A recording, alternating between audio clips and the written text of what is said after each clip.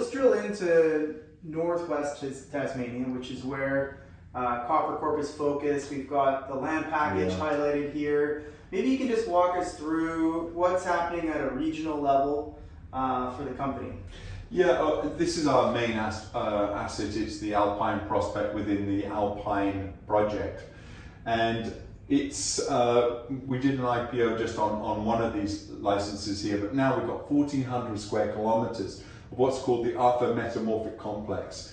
And it's a Cambrian age mobile belt. I won't go into the geology too much, but really what we're trying to do is we're trying to draw the analogies between what we see at Savage River, which is the iron-rich end of the IOCG group of assets, and what we also see at Skyline here, which may be a little more on the porphyry side, but it also does have some IOCG tendencies. And what you see here is the rich history of different other mines in the area. This Mount Lyell copper gold mine is actually a very large gold mine in its own right. Henty gold mine is a very famous historical mine within the general area, but within this huge belt of rocks that we have trending to the northeast here are many small prospects, and what we're defining it with is geophysics and geochemistry, and we're going to have a very extensive and very aggressive exploration program throughout this whole belt. So that's really exciting. So looking at this though from maybe a longer term perspective and trying to understand the infrastructure that's here, maybe you can tell us a little bit more about, you know, down the road planning and what is available in this part of the country.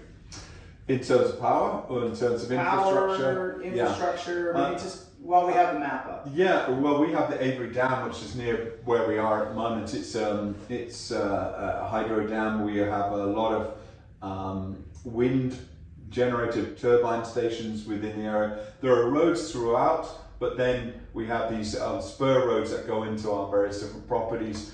Our Skyline is a little more remote, that does have historical mining, and there are some rudimentary roads into the area. This area is a lot higher in altitude than it is in Alpine, and we're working on that right now because we have a shorter weather season. It's a bit like working in northern Canada as opposed to northern BC as opposed to southern BC.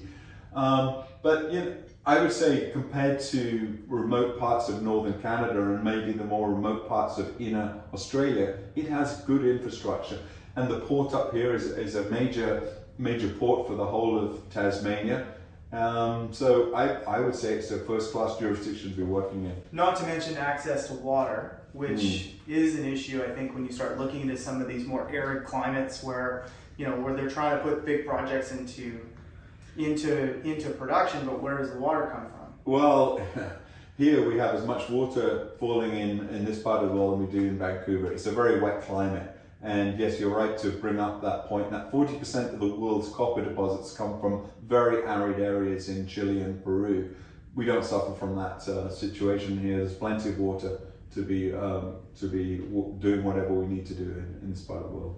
Well, that was a great overview, Steve. Thanks very much for your time. No, thank you.